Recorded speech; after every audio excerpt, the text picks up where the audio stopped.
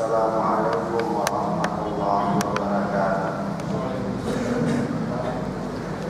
Walhamdulillahi hamdan katsiran thayyiban mubarakan fihi kama yuhibbu rabbuna wa yarda. Asyhadu an la ilaha illallah wahdahu la syarika lah wa asyhadu anna Muhammadan abduhu wa rasuluh sallallahu alaihi wa ala alihi wa sahbihi wa man tabi'ahum bi ihsanin ila yaumiddin. Amma ba'd. Ma'asyiral mustami'in wal mustami'at, para pendengar jamaah salat Isya, azani Allah wa iyyakum, yang mudah-mudahan dimuliakan oleh Allah Subhanahu wa taala. Setelah tadi kita bicarakan beberapa hal yang berkaitan dengan Syiah atau Rafidhah, maka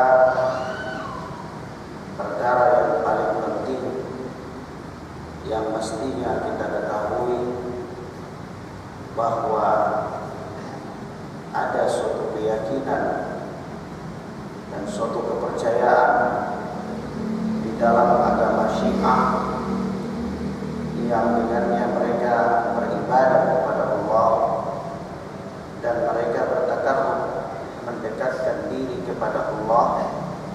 Dengan keyakinan tersebut adalah apa yang dinamakan dengan taqiyah. Taqiyah adalah berpura-pura dalam rangka dusta dan nifaq untuk menipu kaum muslimin. Dan sebagaimana dikatakan oleh salah seorang ahli hadis dari kalangan Syiah yang bernama Al-Qaulani, di dalam kitab beliau Al-Kaf, beliau mengatakan bahwasanya agama Syiah adalah 90%-nya taqiyah, dan tidak ada agama bagi orang yang tidak bertaqiyah. Artinya 90% agama Syiah adalah dusta dalam rangka nifaq, dan orang yang tidak melakukan dusta dalam rangka nifaq menurut kepercayaan Syiah tidak ada agama baginya. Maka dari itulah Al-Imam Asy-Syafi'i rahimahullah ta'ala mengatakan, aku belum pernah melihat seorang pun yang paling berdusta di dunia ini melebihi daripada seorang Rafidhah.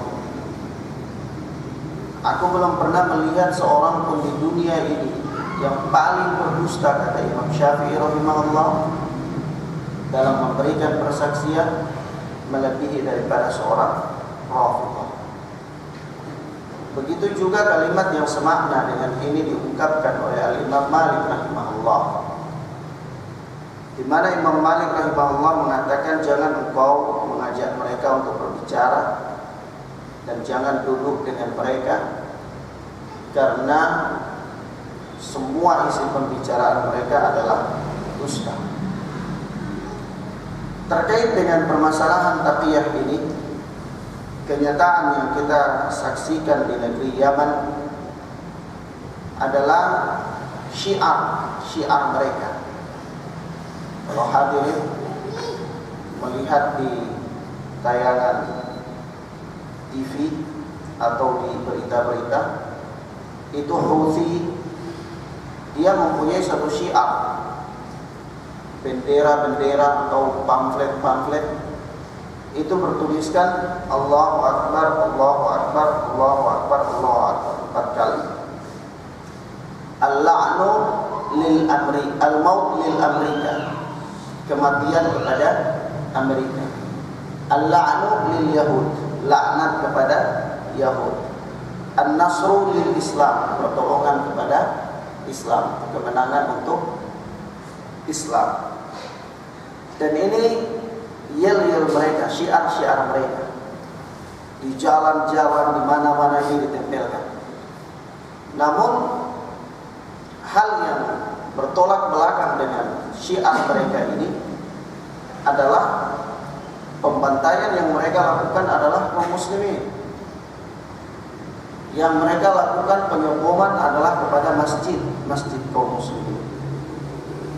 Suatu ketika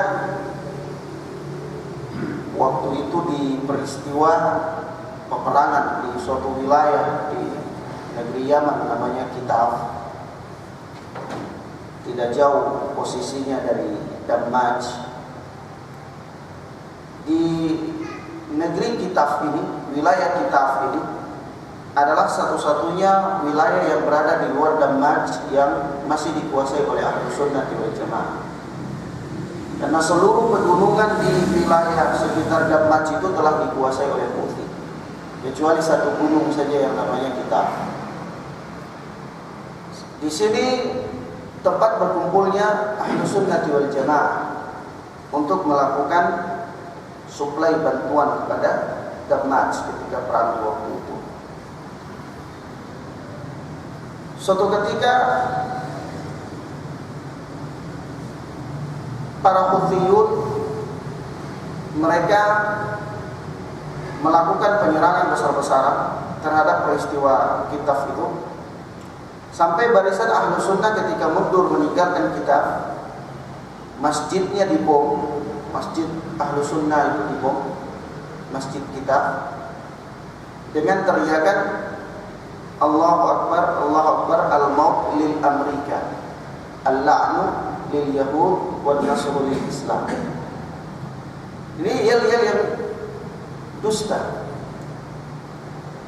Ketika dia memerangi kaum muslimin, ketika dia melakukan pengeboman terhadap masjid-masjid kaum muslimin, dia menggunakan yel atau syiar al-maut lil Amerika. Dan memang ini nampak di depan mata. Begitu juga ada beberapa wilayah, bahkan mushaf Al-Quran ini dipakai untuk lembaran-lembaran yang dipakai untuk mereka istinja. Dengan kondisi-kondisi yang demikian ini, maka sekali lagi kita katakan bahwa Houthi atau Rafidhah atau Syiah ini bukanlah Islam. Sehingga sangat salah dan keliru jika sekiranya ada sebahagian di antara kaum muslimin atau sebahagian di antara orang-orang yang dianggap tokoh melakukan kamuflase ingin membela Syiah agar bisa diterima di tengah-tengah masyarakat, kemudian dia mengatakan Syiah adalah bagian daripada Islam. Sejarah dan kenyataan telah menunjukkan kepada kita bahwa Syiah atau Rafidhah sekali lagi bukanlah Islam. Hadirin yang mudah-mudahan dimuliakan oleh Allah Subhanahu wa taala. Sebenarnya jika kita berbicara tentang Syiah atau Rafidhah ini sangat panjang dan sangat banyak permasalahannya. Namun suatu hal yang perlu kita tekankan bahwa Syiah adalah merupakan ancaman bagi umat Islam yang tidak boleh tidak, kecuali setiap umat Islam dia harus meyakini bahwa Syiah adalah bukan Islam, dan dia harus mempunyai upaya untuk tidak menerima atau menolak keberadaan Syiah. Karena keberadaan Syiah di suatu wilayah adalah bom waktu bagi wilayah tersebut. Kita lihat bagaimana Syiah yang kelompok pengajian kecil di Sa'dah hari ini di negeri Yaman 40 tahun kurang lebih dia mampu melakukan pemberontakan terhadap negara. Bisa jadi di wilayah kita tidak tahu berapa tahun mungkin dia mampu melakukan peristiwa yang lebih besar dari itu. Maka kita lihat saja baru-baru ini ketika kita disampaikan suatu berita di adanya penyerangan terhadap majelis At-Tiqra. Ini juga dilakukan oleh pemuda-pemuda Syiah yang dia berkamuflase. Dia berkamuflase dan dia bertakiyah, berpura-pura dengan mengatasnamakan ormas-ormas tertentu, mengatasnamakan komunitas tertentu dari kaum muslimin. Beginilah memang cara dia dari zaman ke zaman dan dari waktu ke waktu. Maka hadirin yang mudah-mudahan dimuliakan oleh Allah Subhanahu wa taala.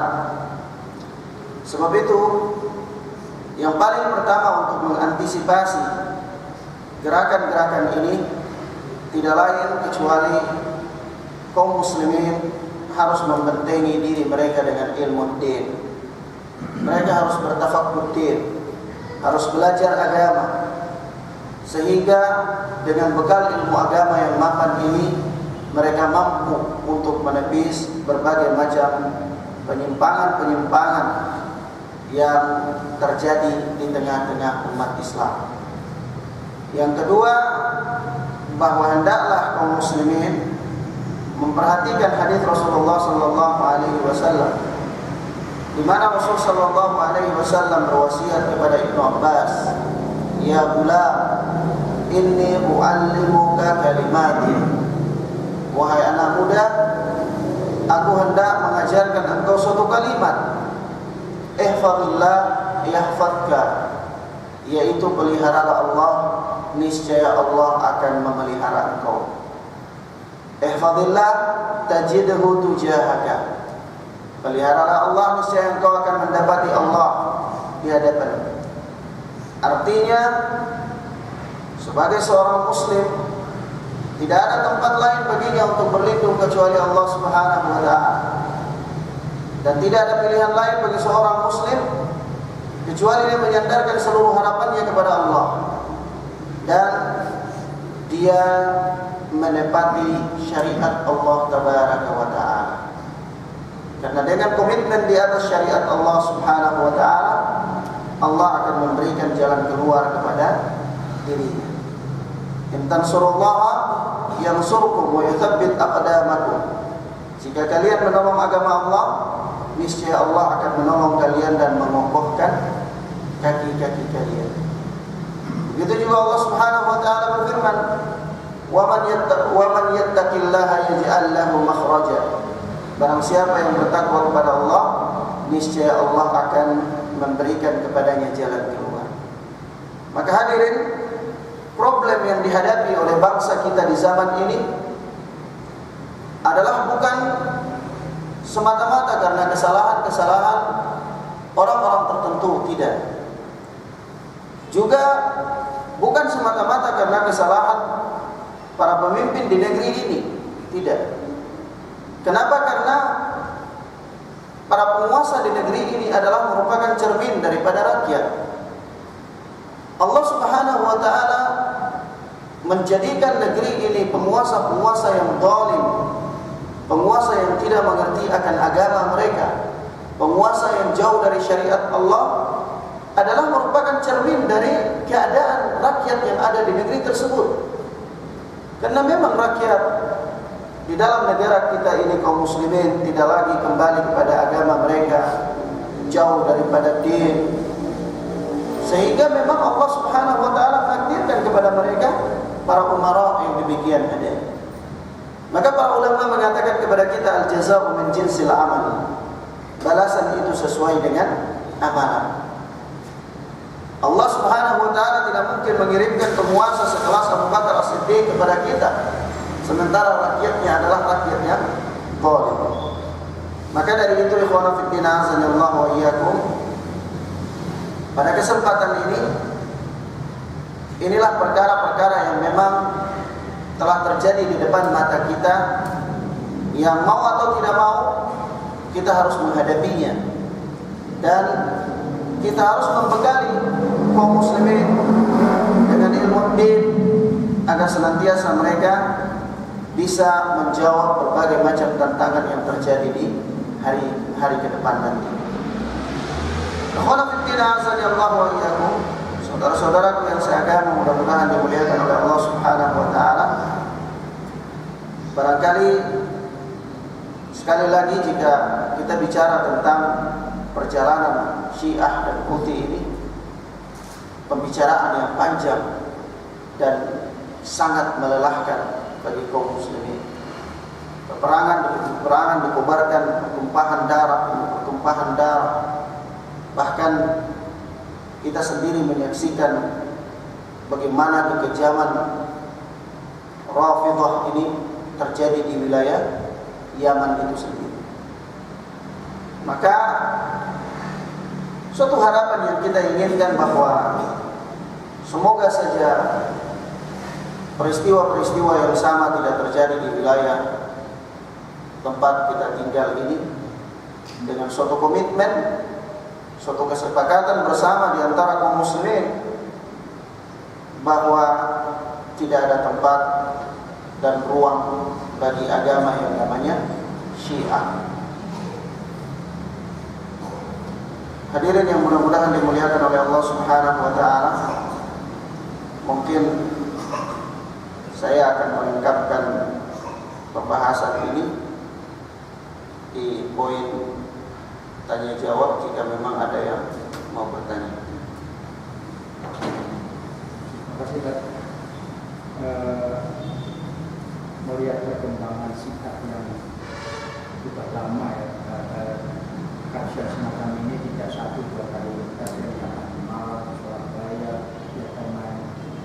Yang penting itu apa yang bisa diambil. Perkembangan mereka itu seperti jalan dirahmat seperti pasar. Lalu seperti kulit Syiah, orang-orang Syiah itu kita sudah memasuki pemerintah yang secara tidak sadar, karena orang-orang pemerintahan itu, maaf kalau saya katakan tadi, tidak mudah. Nah, banyak orang-orang yang ahli seperti Ustaz ini, yang paham tentang Syiah, bagaimana langkah-langkah jadi ambil. Di Indonesia itu masih banyak orang yang baik. Kita lihat seperti Pak Hasyim Musadi. Saya kira beliau jelas kontras dengan saya. Kita lihat di Sarfudin, kita lihat di Daerah Wakil, kita lihat Menteri Agama kita. FPT itu masih artinya paham betul tentang agama. Apakah tidak ada upaya pendekatan dari orang-orang yang sudah ahli seperti Ustaz ini?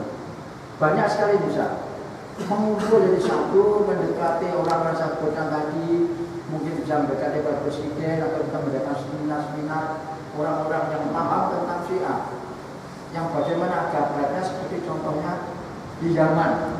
Nah, kalau itu kita beberkan kepada Presiden, yang mestinya lewat tokoh-tokoh yang saya sebutkan tadi, atau melihat seminar-seminar yang sudah dipandu oleh orang-orang yang mengerti seperti Ustaz. Karena yang mengerti masalah Syiah ini banyak. Banyak saya mendengar di Malang untuk paham. Itu kan nggak bisa mengumpul dari satu menyampaikan. Saya kira masih bisa. Karena apa? Langkah mereka itu lebih cepat dari kita. Ibarat hukuman mereka itu sekian kali lebih cepat, kita masih melambat. Kalau tadi dikatakan bahwa mereka halal untuk membunuh kita, bagaimana kalau kita dahulu kita bunuh diri, umpamanya begitu. Itu tidak mungkin karena negara kita itu pimpinan-pimpinannya banyak yang gak paham. Inilah yang saya maksud, langkah apa yang tidak konkret. Kalau selama ini maaf saja, hanya pembukaan opini, kita bagusnya pemuda-pemuda kita itu diberikan suatu ilmu supaya tidak gampang memasangkan. Tetapi pemuda-pemuda kita yang ada di lini depan yang masih pemula agama itu rawan sekali. Mahasiswa-mahasiswa itu yang gampang dimasuki, karena Syiah itu nggak bisa ada kawin mut'ah, nggak bisa berzina sekian kali malah itu. Nah, ini kan bahayanya. Mereka bekerja lebih cepat mendapatkan hasil, selama kita itu hanya membentuk opini yang tidak ada, maaf saja, tidak ada jalan konkret.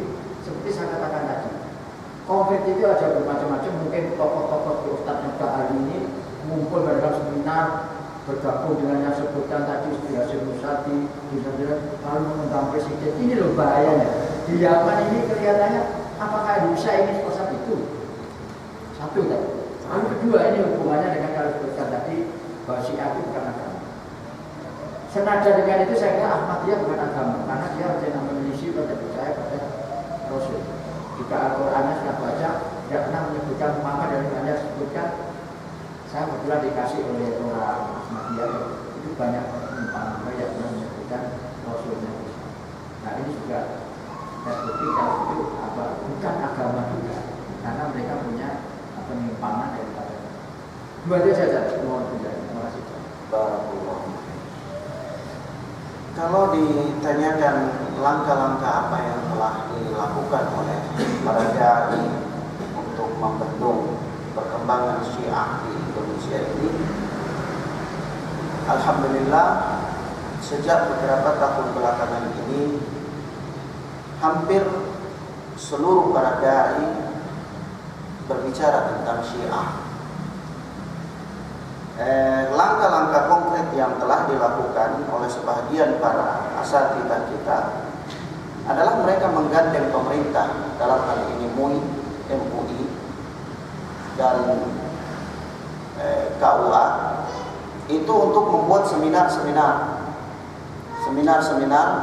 baik seminar ini ditujukan kepada lapisan pemerintahan ataupun kepada masyarakat. Bahkan sekarang atas kerjasama beberapa para asatidzah dengan pemerintahan, dalam hal ini MUI dan KUA, itu mereka telah menerbitkan buku resmi yang diterbitkan oleh MUI Indonesia tentang penyimpangan Syiah dan disosialisasikan